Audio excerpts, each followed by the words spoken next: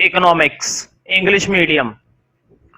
तो देखो यूनिट 2 के अंदर अभी तक हमने एक चैप्टर कराया जो कि हमारा चैप्टर 3 था, जिसका नाम था कंज्यूमर इक्विलिब्रियम यूटिलिटी की मेथड से। कौन सी अप्रोच पढ़ी है अभी तक हमने? Utility approach. कहने का मतलब ये है कि जब भी हम किसी भी चीज का इस्तेमाल करते हैं, किसी भी चीज को यूज करते हैं, तो उससे कुछ ना कुछ संतुष्टि मिलती है, सेटिस्फैक्शन मिलता है। अगर हम कोई सी भी चीज अपने जीवन में यूज कर रहे हैं तो उससे कुछ ना कुछ क्या मिलता है? सेटिस्फैक्शन।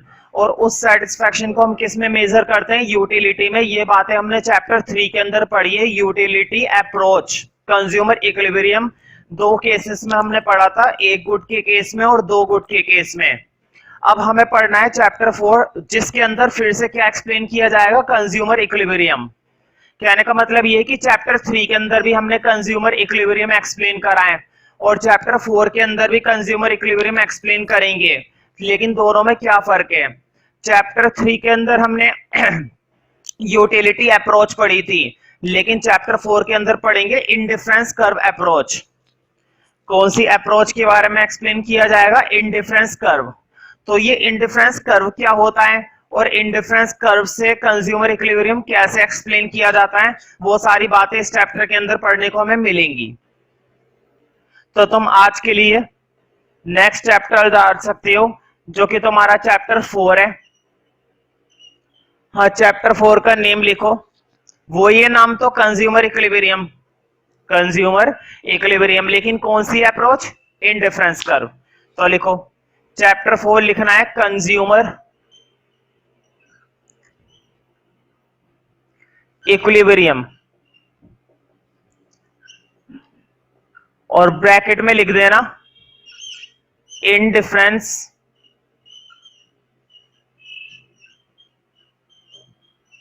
Curve, indifference curve. ठीक है, बस इतना ही छोड़ दो, अप्रोच लिखने की जरूरत नहीं है, बस इतना सही लिख दो, इंडिफरेंस कर्व। तो हमें कंज्यूमर इक्विलिब्रियम एक्सप्लेन करना है इंडिफरेंस कर्व की हेल्प से। अब देखना ये है कि अगर हमने यूटिलिटी अप्रोच पढ़ ही ली है तो इंडिफरेंस कर्व अप्रोच को पढ़ने की क्या जरूरत है कि नहीं?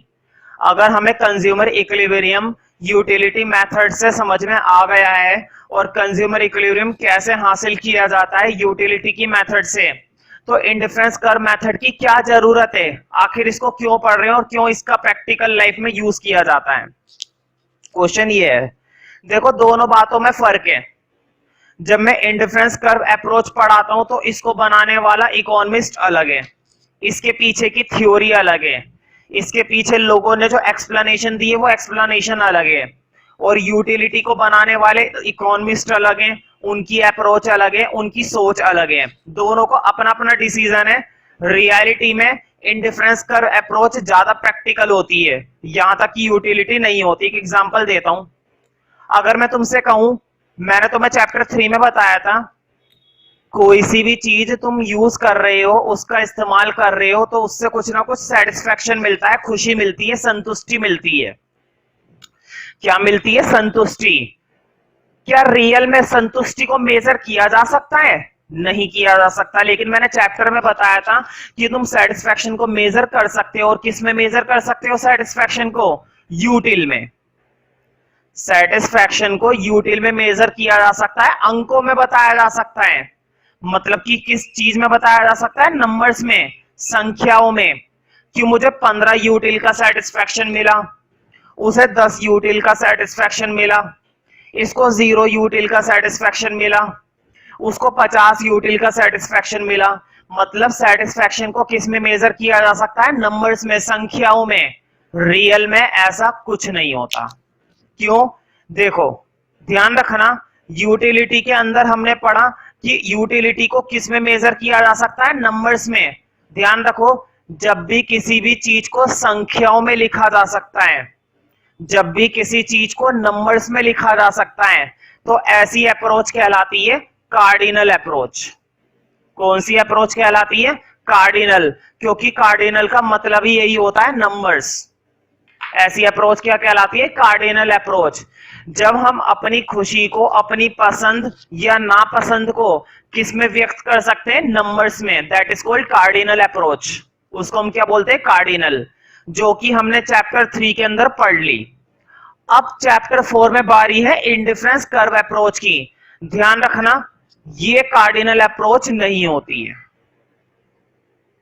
इंडिफरेंस कर्व वाला मेथड कार्डिनल अप्रोच पर काम नहीं करता।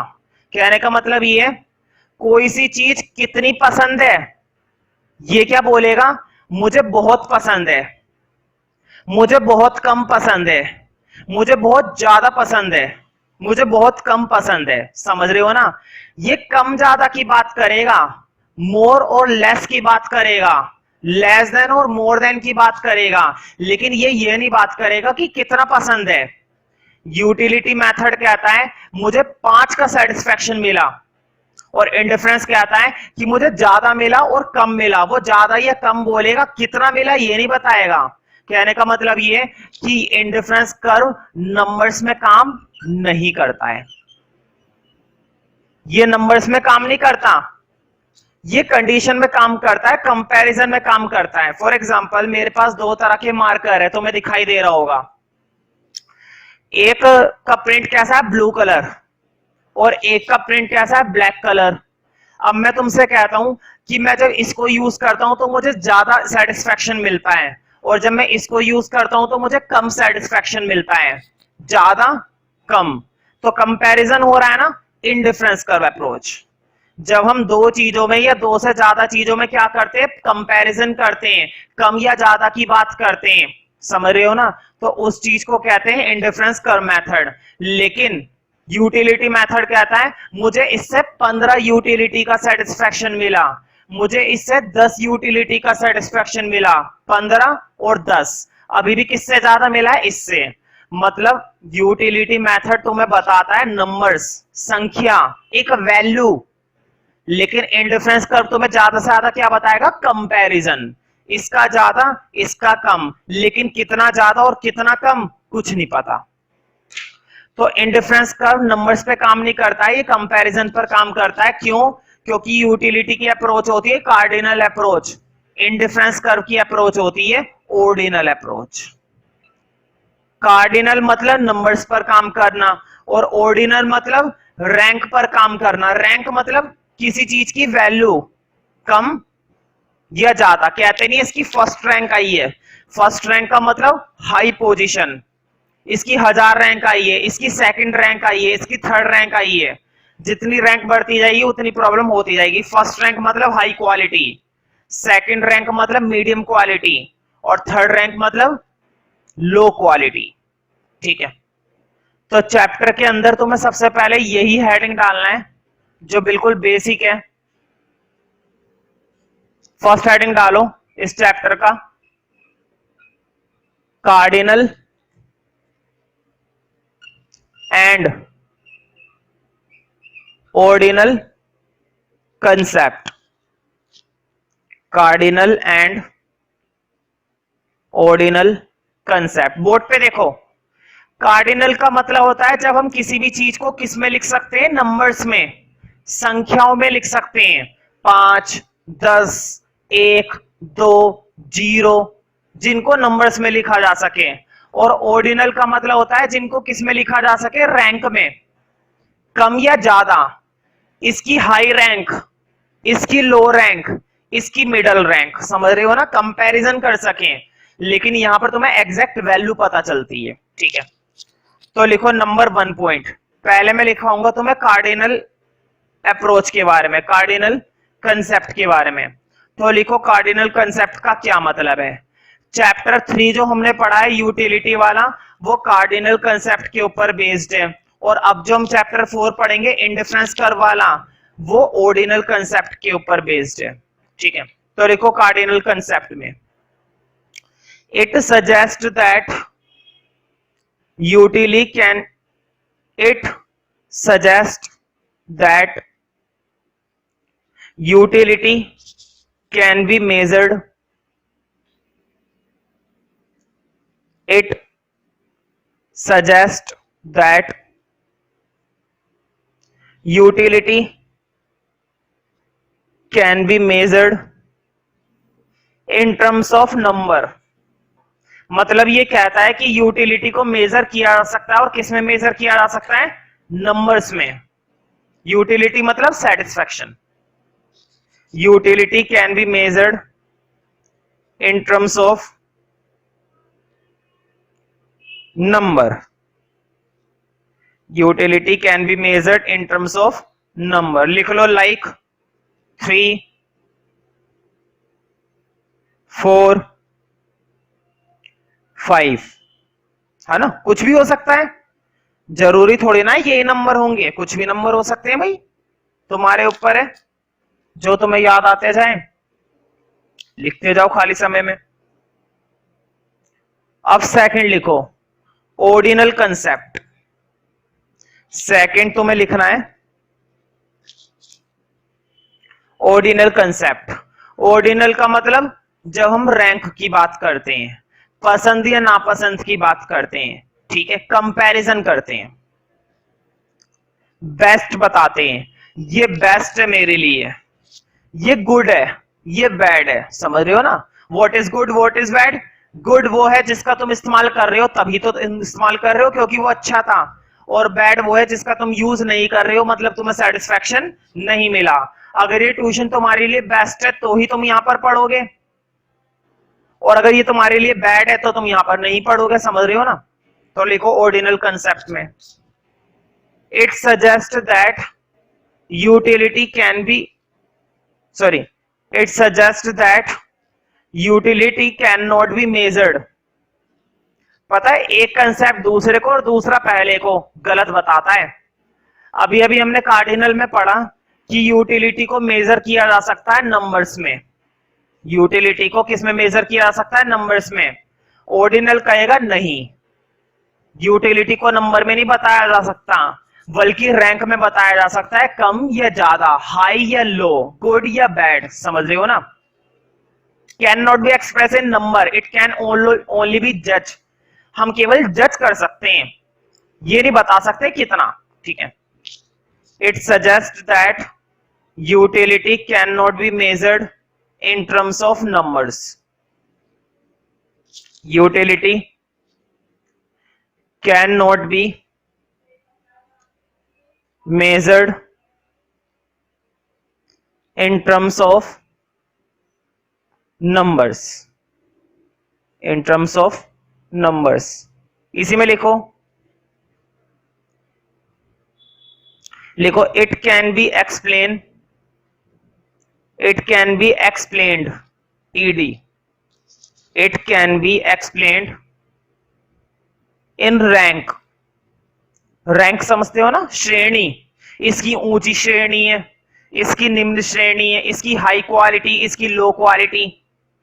It can be expressed in rank और कंपेयर, और कंपेयर, है ना? रैंक डिसाइड कर सकते हैं, कंपेयर कर सकते हैं, हाई या लो बोल सकते हैं, गुड या बैड बोल सकते हैं। It can be expressed in rank or compare as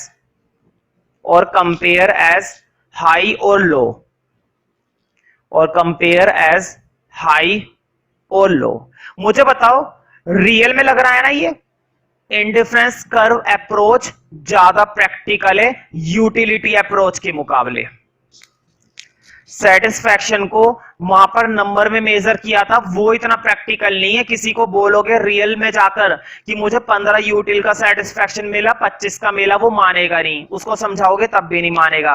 लेकिन अगर तुम इंडिफरेंस कर्व अप्रोच बोलोगे, यार मुझे ये बहुत पसंद आई, मैं इसको रैंक देना चाहूंगा नंबर 1, वो तुरंत समझ जाएगा इसका मतलब इसे कि बहुत पसंद आई ये शर्ट, है ना?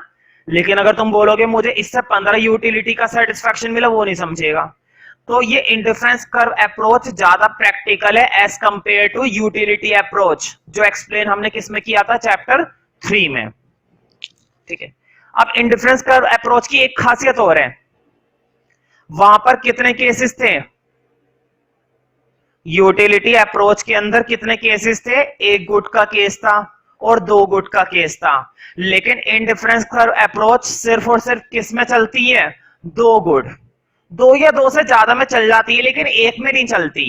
लेकिन हम किस में एक्सप्लेन करेंगे? सिर्फ दो में, तीन में, चार में, पांच में, 10 में, 100 में नहीं करेंगे, सिर्फ दो में ही करेंगे। ठीक है, तो इंडिफरेंस कर्व के अंदर कभी भी क्वेश्चन में लिखा हुआ नहीं आता एक गुट के केस में, दो गुट के केस में, क्योंकि तुम्हें ध्यान रखना है कि इंडिफरेंस कर्व का जो एक्सप्लेनेशन होता है वो सिर्फ किस में ही चलता है? दो में ही चलता है, एक में चलता ही नहीं है, कभी भी नहीं चलता।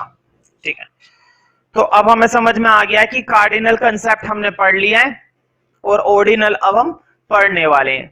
अब बात करते हैं इंडिफरेंस कर्व की। देखो इंडिफरेंस कर्व पे तो मैं बाद में आऊंगा, इंडिफरेंस कर्व पे तो बाद में एक्सप्लेन करेंगे, उससे पहले छोटी छोटी बातें और जानते हैं इंडिफरेंस कर्व के बारे में, तब जाके इंडिफरेंस कर्व तुम्हें समझ में आएगा। मान लो मैंने पहले बताया कितने गुड के लिए काम किया जाता है इंडिफरेंस कर्व के अंदर? दो गुड। कोई सी भी दो चीजें, black marker, blue marker, economics, English, ठीक है, और भी कोई सी भी दो चीजें ले लो। देखो नोट नहीं करना है बोर्ड पर जो मैं नोट करने वाला हूं वो भी नोट नहीं करना, जब मैं नोट करने के लिए बोलूं तब करना है। ठीक है, मान लो तुम्हें एप्पल बहुत पसंद है, आजकल सबको पसंद है भाई, सेहत बनाते हैं सब मिलकर, एप्पल, और साथ ही साथ तुम्हें क्या पसंद है भाई? ऑरेंज। क्या करें, बढ़िया सीजन है, खूब खाते हैं लोग। तुमने माना कि पहले तुमने एक एप्पल खाया, जब तुम एक एप्पल खाते थे तो एक एप्पल के साथ कितने ऑरेंजेस लेते थे? 10। एक एप्पल 10 ऑरेंज। बताओ कैपेसिटी होती है ना, फिक्स होती है, ऐसा तो है नहीं कि खाते चले आएंगे। और ये मत सोचना कि 10 नहीं खा पाएंगे, तुम कुछ भी ले सकते हो। मैंने तो इमेजिनरी ले लिया कि एक बंदा है, एक समय में क्या कर रहा है, वो एक एप्पल लेता है, 10 ऑरेंज लेता है, खाता है, मतलब रखता नहीं है। तुम 5 ऑरेंज ले सकते हो, 15 ले सकते हो, कुछ भी ले सकते हो। ठीक है, बस ये कि एक का थोड़ा कम रखना तो एक का थोड़ा सा ज्यादा रखना। अब तुमने सोचा कि यार एप्पल की क्वांटिटी बढ़ाता हूं, एप्पल ज्यादा कंज्यूम करूंगा, एप्पल ज्यादा खाने हैं। तुमने एप्पल बढ़ा दिए और एक एप्पल से कितने एप्पल कर दिए? 2। मुझे बताओ, पहले तुम एक एप्पल ले रहे थे और 10 ऑरेंज ले रहे थे, ठीक है, तुम्हें कुछ ना कुछ क्या मिल रहा होगा? सेटिस्फैक्शन मिल रहा होगा ना, तभी तो कंज्यूम कर रहे थे। एक एप्पल खाने से और 10 ऑरेंज खाने से तुम्हें कुछ ना कुछ सेटिस्फैक्शन मिल रहा था। अब तुमने एक एप्पल बढ़ा दिया, मुझे बताओ एक एप्पल बढ़ाया है और कंजप्शन करने की तो लिमिट होती है ना, ऐसा तो है नहीं एप्पल भी बढ़ा दिया और ऑरेंज भी बढ़ा दिया, कर पाओगे? ऐसा नहीं, कोई भी ऐसा नहीं कर पाता। अगर तुमने एप्पल बढ़ाया है और पेट तुम्हारा लिमिटेड है तो तुम्हें ऑरेंजेस को क्या करना पड़ेगा? थोड़ा सा कम। सपोज तुमने ऑरेंज कितने कर दिए भाई? 7 कर दिए, कोई दिक्कत तो नहीं है ना? ऐसा क्यों करा? दो तरह से बताऊंगा, यहीं पे दिक्कत हो जाती है। तुमने पीपीसी पढ़ा, प्रोडक्शन पॉसिबिलिटी कर्व, यूनिट 1 के अंदर है ना, था ना पीपीसी? तुम्हें मालूम है ना किसी भी प्रोड्यूसर के पास जो रिसोर्सेज होते हैं वो रिसोर्सेज कैसे होते हैं? लिमिटेड। याद है, रिसोर्सेज हमेशा कैसे होते हैं? लिमिटेड होते हैं। अगर वो एक का प्रोडक्शन बढ़ाता है, अगर मान लो एक का प्रोडक्शन बढ़ा रहा है तो दूसरे का उसे प्रोडक्शन क्या करना पड़ता है? कम। क्यों? क्योंकि रिसोर्सेज हमेशा कैसे होते हैं? लिमिटेड। अब तुम मुझे बताओ, हमारी जो क्षमता होती है खाने पीने की वो भी तो लिमिटेड होती है या अंधाधुंध होती है? नहीं। पहले तुम एक एप्पल ईट करते थे और 10 ऑरेंज ईट करते थे, ठीक है, अगली बार में तुमने एक से एक एप्पल और बढ़ा दिया, 2 एप्पल कर दिए, तो ये लिमिट तभी तो मिलेगी जब तुम ऑरेंजेस को क्या करोगे? थोड़ा सा कम करोगे, समझ रहे हो ना? अब तुमने क्या करा? फिर एक एप्पल बढ़ा दिया, अब ऑरेंज फिर बढ़ाओगे? ऑरेंज नहीं बढ़ा सकते, ऑरेंज को क्या करना पड़ेगा? कम करना पड़ेगा। इस बार तुमने 5 ऑरेंज कर दी। अब तुम कहोगे पहले मैंने 3 ऑरेंज कम करे, अब मैंने 2 कम करे, ये भी कोई रूल है क्या? नहीं, तुम्हारे ऊपर है कि तुम कितना कम करते हो, समझ रहे हो ना? जीरो मत कर देना, बस जीरो मत करना, ठीक है? जीरो करने का कोई फायदा नहीं। क्यों? क्योंकि मैं 4-5 कॉम्बिनेशन बनाना चाहता हूं, तुम पहले जीरो कर दोगे तो आगे क्या बनाऊंगा, है ना? अब देखो, अब तुमने एप्पल 4 कर दिए, अब तुम एप्पल कितने लेने लगे? 4। ऑरेंज की क्वांटिटी और कम हो गई, ठीक है 4 कर लेते, क्या दिक्कत है। तुम 3 भी कर सकते हो ऑरेंज, 2 भी कर सकते हो, 1 भी छोड़ सकते हो, तुम्हारे ऊपर है तुम क्या करोगे। मुझे बताओ, ये जो कॉम्बिनेशन तुम्हें बनते हुए दिखाई दे रहे हैं, मैंने इसके लिए कॉलम और बनाया, combination A B C D. मुझे बताओ, जो ए कॉम्बिनेशन था, एप्पल तो तुम कंज्यूम कर रहे थे 1, एप्पल कितना कंज्यूम कर रहे थे 1, और ऑरेंज कितने कंज्यूम कर रहे थे 10। पहला कॉम्बिनेशन क्लियर हो गया। पहला कॉम्बिनेशन ये कहता है तुमने 1 एप्पल कंज्यूम करा तो कितने ऑरेंज कंज्यूम करे 10। अब देखो अगला कॉम्बिनेशन, तुमने फिर 2 एप्पल खाए और साथ में कितने ऑरेंज लिए 7। इसी तरह से फिर 3 और 5 और इसी तरह से 4 और 4। ये चारों कॉम्बिनेशन बहुत ही ज्यादा आसान है, क्योंकि हमने चैप्टर 1 में खूब मेहनत करी है, वहां पर हमें पीपीसी का कंसेप्ट क्लियर है। और पीपीसी का कंसेप्ट क्लियर है तो तुम आगे के चैप्टर और क्लियर होते जाएंगे, खास करके ये वाला इंडिफरेंस कर्व। भाई एप्पल बढ़ाते गए, और एप्पल अगर तुम ज्यादा खा रहे हो तो तुम्हें क्या करना पड़ेगा, ऑरेंज कम खाना पड़ेगा ना, क्योंकि एप्पल भी खा रहे हो और ऑरेंज भी खा रहे हो तो नहीं खा पाएंगे। तो तुम ऑरेंज क्या करते चले गए, कम करते चले गए। जीरो नहीं करा, जीरो नहीं करा, ऑरेंज अभी भी ले रहे हो। जीरो क्यों नहीं करा, जीरो क्यों नहीं करा। तुम्हें याद है मैंने अभी अभी बताया था, इंडिफरेंस कर्व कितने गुड्स के लिए काम करती है, 2 गुड्स के लिए। इंडिफरेंस कर्व अप्रोच जो है वो 1 गुड के लिए अप्लाई नहीं होती है। कितने गुड के लिए अप्लाई होती है, कम से कम 2 गुड के लिए। कम से कम 2 से ज्यादा चल सकता है लेकिन 2 से कम नहीं चल सकता। तो कम से कम 2 गुड के लिए अप्लाई होती है इंडिफरेंस कर्व। अगर तुमने 0 कर दिया तो 0 का मतलब है तुमने ऑरेंज खाया ही नहीं। सिर्फ क्या खाया, एप्पल। और सिर्फ एप्पल खाया तो कितने गुड कंज्यूम करे, 1 गुड। ध्यान से सुनना, अगर तुमने एप्पल सिर्फ एप्पल ही खाए और ऑरेंज क्या कर दिए 0 तो 1 गुड, या फिर एप्पल 0 कर दिए ऑरेंज खाए तो भी 1 गुड। और 1 गुड में डिफरेंस कर्व अप्लाई नहीं होता, इसलिए कभी भी ना तो एप्पल की क्वांटिटी 0 करना और ना ही कभी भी ऑरेंज की क्वांटिटी 0 करना। ठीक है, कभी भी तुम्हें किसी की भी क्वांटिटी 0 नहीं करनी है। अब देखो मुझे बताओ, तुमने 1 एप्पल खाया और 10 ऑरेंज खाए, कॉम्बिनेशन ये बना, कुछ ना कुछ क्या मिला होगा, सेटिस्फैक्शन। कुछ ना कुछ क्या मिला होगा, सेटिस्फैक्शन मिला होगा, है ना। ऐसा तो हो ही नहीं सकता कि सेटिस्फैक्शन ना मिला हो। अब आगे क्या करा, तुमने एप्पल की क्वांटिटी बढ़ा दी। मुझे बताओ, बोर्ड पे देखो, एप्पल की क्वांटिटी बढ़ाई। बताओ, कोई सी भी चीज तुमने पहले खाई, ध्यान से सुनो, बहुत इंपॉर्टेंट बात है। अब पूरा इंडिफरेंस कर्व इसी पर चलेगा, पेन छोड़ दो, सिर्फ इसी बात को सुनो ध्यान से। तुमने एप्पल की पहले 1 क्वांटिटी खाई, उसके बाद तुमने 1 और बढ़ा दी, 2 कर दी। क्यों कर दी, कोई सी भी चीज हम ज्यादा खाना कब शुरू कर देते हैं, जब हमें वो चीज अच्छी लगती है। उससे क्या मिलता है, ज्यादा सेटिस्फैक्शन मिलता है, इंप्रूवमेंट मिलती है, फायदा मिलता है, किसी भी तरह का नुकसान नहीं होता। कुल मिलाकर एक बड़ा वर्ड बताता हूं, सेटिस्फैक्शन। हमारे काम की चीज क्या है, सेटिस्फैक्शन।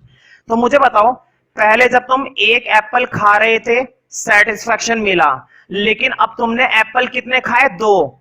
अब तुमने ज्यादा खाए ना, सेटिस्फैक्शन मिला होगा जरूर, गारंटी है। भाई 1 एप्पल से मान लो रफली 5 मिला, तो 2 एप्पल से हो सकता है 10 मिला हो, ज्यादा मिलेगा ना, 7 मिला हो, ज्यादा तो मिलेगा। मतलब एप्पल की 2 क्वांटिटी बढ़ाती, क्या बढ़ गया तुम्हारा, सेटिस्फैक्शन बढ़ गया। इस बात में तो कोई दिक्कत नहीं है।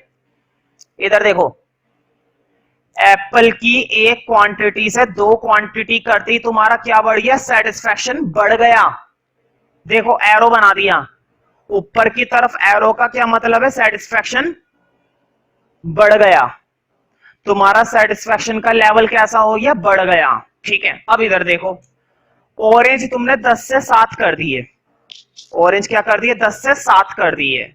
देखो जितना यहां पर बड़ा होगा, 10 से 7 करने पर उतना ही सेटिस्फैक्शन क्या हो गया होगा, कम।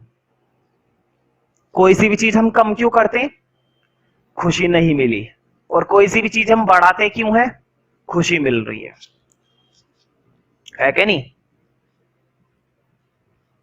अब अगला स्टेप देखो, एप्पल 2 से 3 करा, फिर सेटिस्फैक्शन बढ़ा।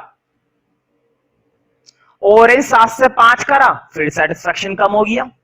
मुझे बताओ, हालांकि नंबर्स में लिख नहीं सकते हैं, ध्यान से सुनना, हालांकि इंडिफरेंस कर्व के अंदर नंबर्स में लिखा नहीं जा सकता है, लेकिन मैं समझाने के लिए तुम्हें एक छोटी सी बात बता रहा हूं। बोर्ड पे देखो, अब देखो देखो, जब तुमने एप्पल बढ़ा दिया, 2 से 3 कर दिया, सपोज 10 सेटिस्फैक्शन बढ़ा, 10 बढ़ा, हालांकि नंबर में लिख नहीं सकते, लेकिन मैं फिर भी नंबर में समझा रहा हूं ताकि तो समझ में आ जाए। जब तुमने एप्पल 2 से 3 करे तो तुम्हें 10 यूनिट का सेटिस्फैक्शन ज्यादा मिला, लेकिन जब तुमने 7 से 5 करे तो 10 यूनिट का सेटिस्फैक्शन कम मिला। मुझे बताओ, जितना बड़ा उतना ही क्या हो गया? कम। बोर्ड पे देखो, तुम्हें 100 सेटिस्फैक्शन एक तरफ ज्यादा मिला और एक तरफ 100 सेटिस्फैक्शन क्या मिला? कम। मुझे बताओ, ओवरऑल सेटिस्फैक्शन में कोई फर्क आया क्या? एक तरफ 100 बढ़ गया तो दूसरी तरफ 100 क्या हो गया? कम। मुझे बताओ, क्या तुम्हारे ओवरऑल सेटिस्फैक्शन में कोई फर्क आया या नहीं आया? क्या तुम्हें सेम सेटिस्फैक्शन मिला ना? जितना सेटिस्फैक्शन तुम्हें पहले कॉम्बिनेशन से मिला, उतना ही सेटिस्फैक्शन तुम्हें दूसरे से मिला, उतना ही सेटिस्फैक्शन तुम्हें तीसरे से मिला, और उतना ही सेटिस्फैक्शन तुम्हें चौथे से मिला। क्यों? बोर्ड पे देखो, तुम एप्पल तो लगातार बढ़ाते जा रहे हो, लेकिन साथ ही साथ क्या कम करते जा रहे हो? ऑरेंज। एक का सेटिस्फैक्शन लगातार बढ़ रहा है तो दूसरे का सेटिस्फैक्शन लगातार क्या हो रहा है? कम हो रहा है। अब तुम कहोगे, ये जरूरी थोड़ी ना है कि एप्पल के बढ़ाने से 100 बढ़ा तो ऑरेंज के कम करने से 100 ही कम होएगा। जरूरी नहीं है, प्रैक्टिकली बिल्कुल भी जरूरी नहीं है। एप्पल से जो सेटिस्फैक्शन, जो फायदा हमें मिलता है, ऑरेंज से वो मिलेगा या नहीं मिलेगा बिल्कुल भी जरूरी नहीं है। मुझे भी मालूम है, प्रैक्टिकली भी ये बात सच है कि जितनी सेटिस्फैक्शन एप्पल को खाने से मिल रहा है, उतना ही सेटिस्फैक्शन ऑरेंज को ना खाने से कम होएगा। जरूरी नहीं है, लेकिन इंडिफरेंस कर्व के अंदर तुम्हें ये बात एज्यूम करनी है कि एक के बढ़ाने से जितना सेटिस्फैक्शन मिला ना, दूसरे के कम करने से उतना ही सेटिस्फैक्शन चला गया। 5 आया तो 5 चला गया।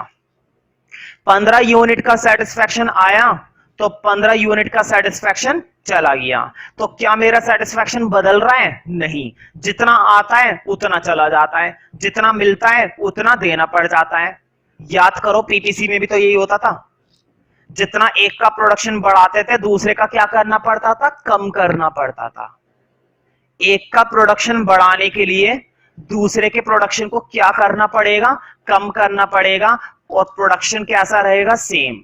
अब इधर देखो, एक की यूनिट बढ़ाने के लिए दूसरे की यूनिट को कम करना पड़ा, और क्या सेम रहा? सेटिस्फैक्शन। प्रोडक्शन नहीं, सेटिस्फैक्शन। समझ में आ रही है ना बात? ध्यान रखना, ये चारों जो बंडल मैंने बनाए, ये जो मैंने ब्रैकेट के अंदर बंडल बना रखे हैं ना, इन बंडल को बोला जाता है indifference set.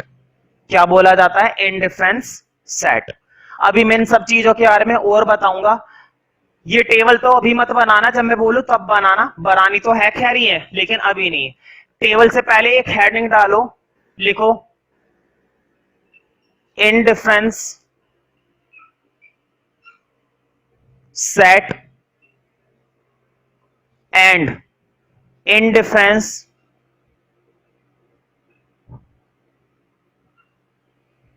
Curve. Indifference set and indifference curve. तो मुझे बताओ, कितने कॉम्बिनेशन मैंने बोर्ड पर बनाकर दिखाए?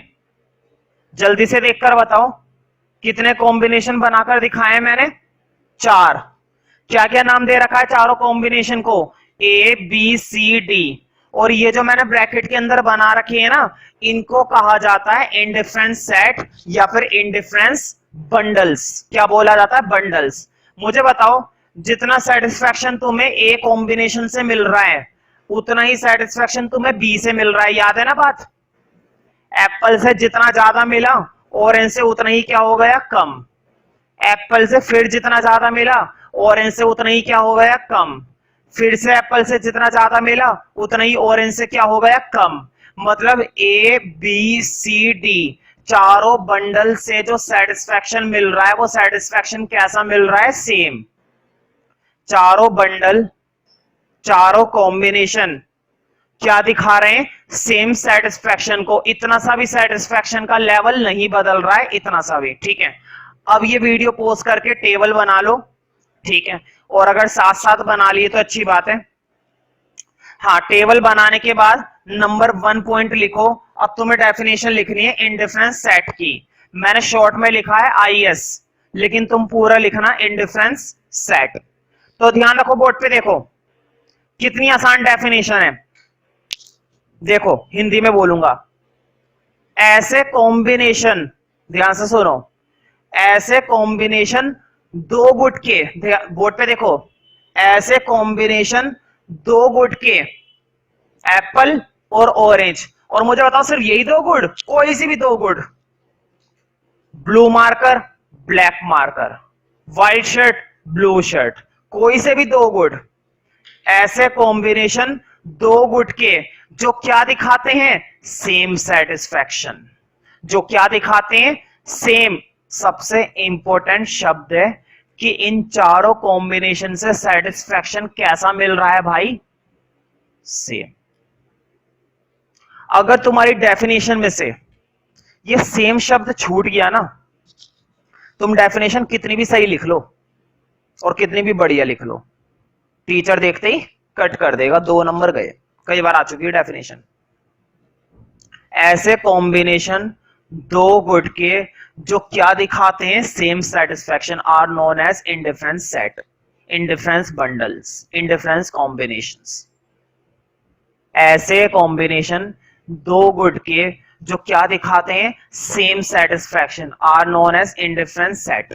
ठीक है, लिखो इंडिफरेंस सेट में, it is a set of those combinations of two goods. कितने goods, दो। it is a set of those combinations of two goods which offer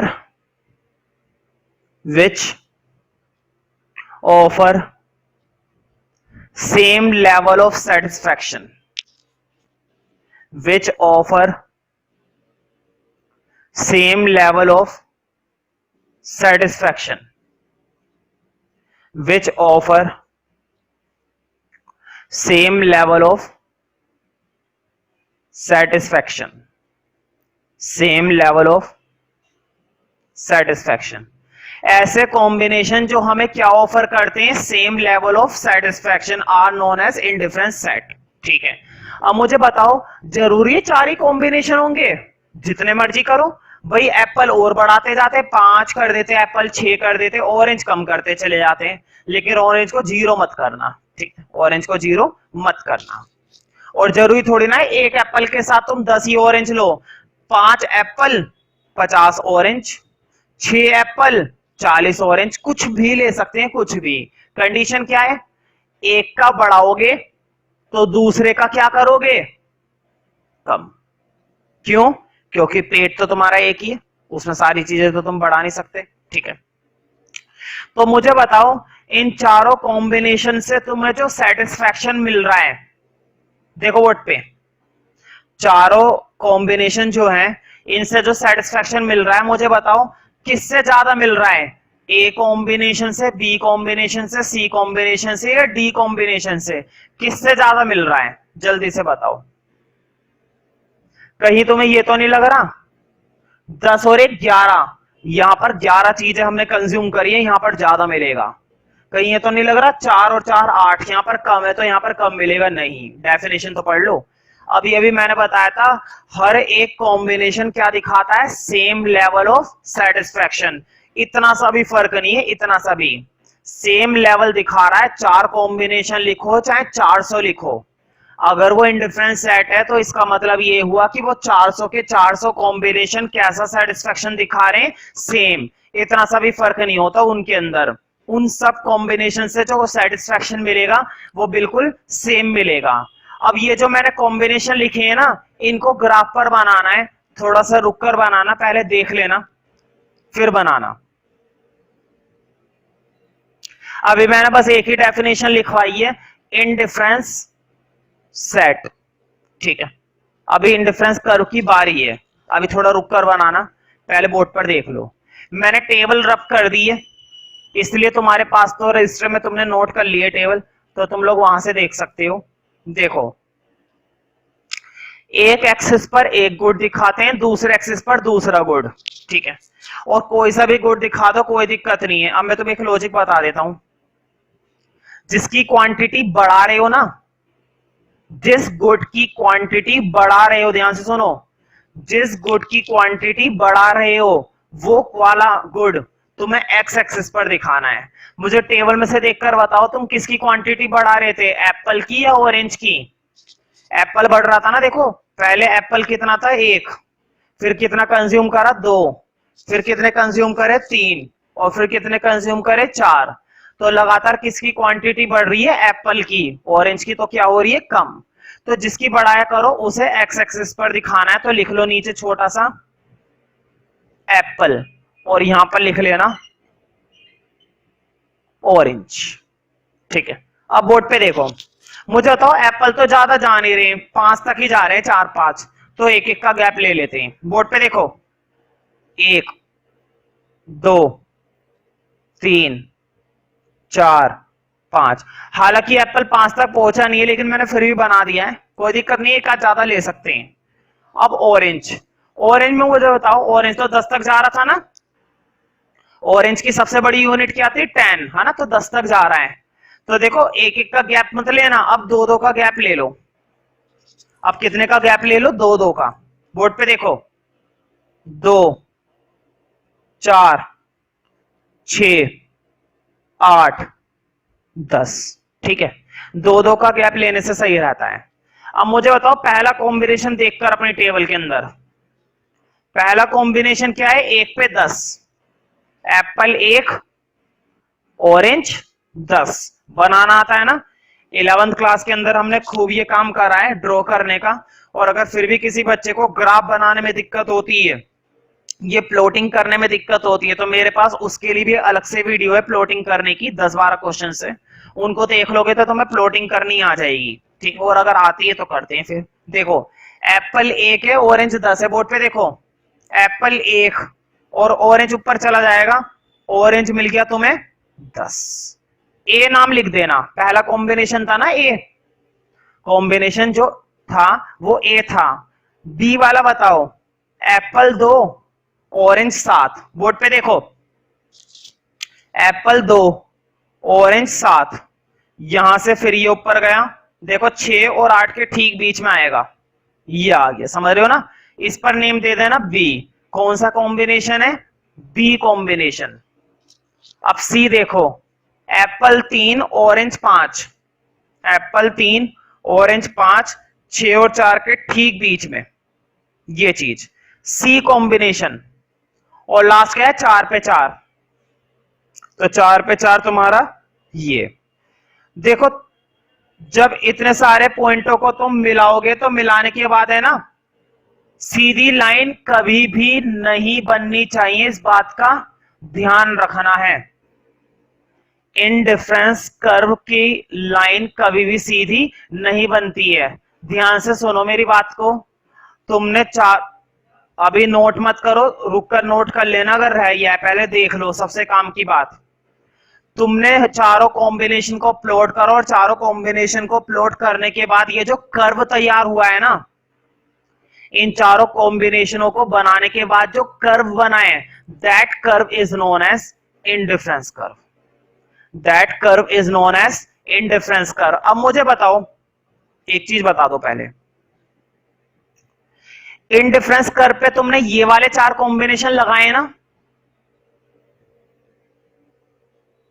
indifference curve पर ये चारों कॉम्बिनेशन लगाए, क्या इन चारों कॉम्बिनेशन का सेटिस्फैक्शन अलग अलग है या सेम है? जरा डिफरेंस पढ़ो, मैंने डेफिनेशन लिखाई थी ना। इन चारों कॉम्बिनेशन से जो सेटिस्फैक्शन मिल रहा है ना, वो सेटिस्फैक्शन का लेवल कैसा है? सेम। तो इंडिफरेंस कर्व पर इन चारों कॉम्बिनेशन का सेटिस्फैक्शन का लेवल भी कैसा होगा? सेम। यही डेफिनेशन बनेगी इंडिफरेंस कर्व की। बहुत ही आसान है। देखो, तुमने क्या करा, तुमने उन चारों कॉम्बिनेशन को ग्राफिकली प्लॉट कर दिया। जब तुम उन चारों कॉम्बिनेशन को ग्राफिकली प्लॉट कर देते हो तो that graph is known as indifference curve. तो वही ग्राफिकल रिप्रेजेंटेशन क्या कहलाती है? इंडिफरेंस कर्व कहलाती है। और इंडिफरेंस कर्व पर मुझे बताओ, बोर्ड पे देखो, इंडिफरेंस कर्व पर क्या यही 4 पॉइंट दिख रहे हैं या और भी बहुत सारे हैं? भाई दुनिया भर के हैं। अब कर्व बन चुका है और कर्व पर कोई सा भी एक पॉइंट नहीं होता है, कर्व पर इनफाइनाइट पॉइंट्स होते हैं, दुनिया भर के पॉइंट होते हैं। एक्स एक्सिस वाई एक्सिस बढ़ाते जाओ और पॉइंट बनाते जाओ। तुम्हें ये पॉइंट बनाने नहीं है, मैं समझा रहा था। तो मुझे बताओ, इंडिफरेंस कर्व पर इतने सारे पॉइंट है, इतने सारे पॉइंट है, और इसकी सबसे खास बात, इंडिफरेंस कर्व पर जितने भी पॉइंट होते हैं सारे के सारे पॉइंट सेटिस्फैक्शन कैसा दिखाते हैं? सेम। इतना सा भी सेटिस्फैक्शन का फर्क नहीं होता। ध्यान से सुनो, अगर तुम्हें यहां पर 15 यूनिट का सेटिस्फैक्शन मिल रहा है तो यहां पर भी कितना मिलेगा? 15। यहां पर भी कितना मिलेगा? 15। यहां पर भी कितना मिलेगा? 15। और यहां पर भी कितना मिलेगा? 15। हर एक पॉइंट जो इंडिफरेंस कर्व के ऊपर है, that represent equal level of satisfaction at each point and every point.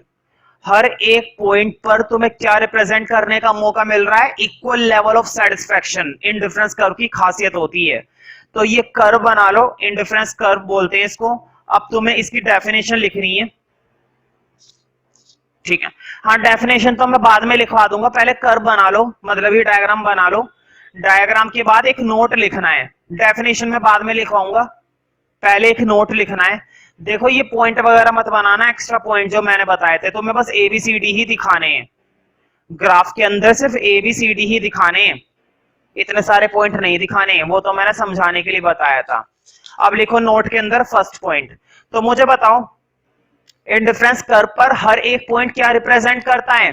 Same level of satisfaction ना, इतना सा भी फर्क नहीं होता। देखो बोर्ड पे, तुम A से B पर जाओ, B से C पर जाओ, C से D पर जाओ या D से B पर जाओ, किसी भी कॉम्बिनेशन पर चले जाओ, हर कॉम्बिनेशन पर जो सेटिस्फैक्शन तुम्हें मिलेगा वो सेटिस्फैक्शन कैसा होगा? सेम होगा, इतना सा भी फर्क नहीं होता। तो नोट के अंदर फर्स्ट पॉइंट लिखो, each point on indifference curve, each point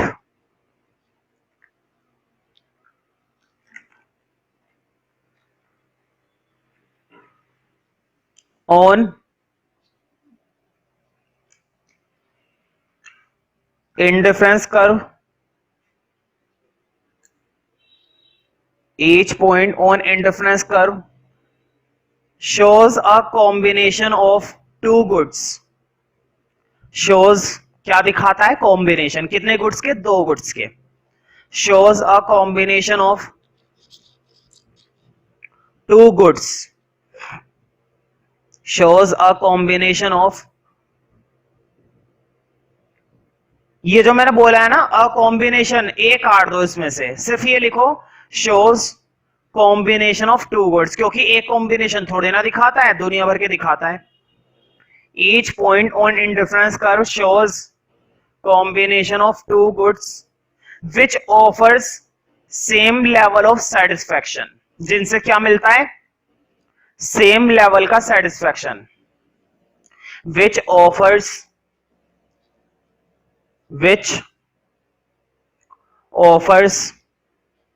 same level of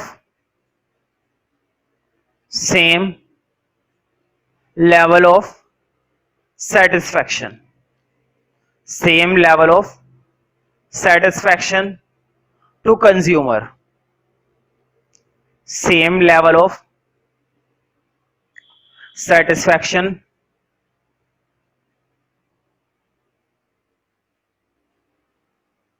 to consumer. मतलब कंज्यूमर को हमेशा एक बराबर सेटिस्फैक्शन मिलेगा जितना मजा उसे इस पॉइंट पर आया था उतना ही मजा उसे लास्ट वाले पॉइंट पर आएगा और उतना ही मजा उसे बीच वाले पॉइंट पर आएगा, जरा सा भी कहीं पर भी कोई फर्क नहीं मिलेगा। ठीक है, अब नंबर 2 में लिखनी है डेफिनेशन। हालांकि तुम्हें इंडिफरेंस कर्व के बारे में बहुत सारी नॉलेज हो गई है। तो इंडिफरेंस कर्व और कुछ भी नहीं होता, ये एक ग्राफ होता है जो कौन से कॉम्बिनेशन दिखाता है, दो गुड के।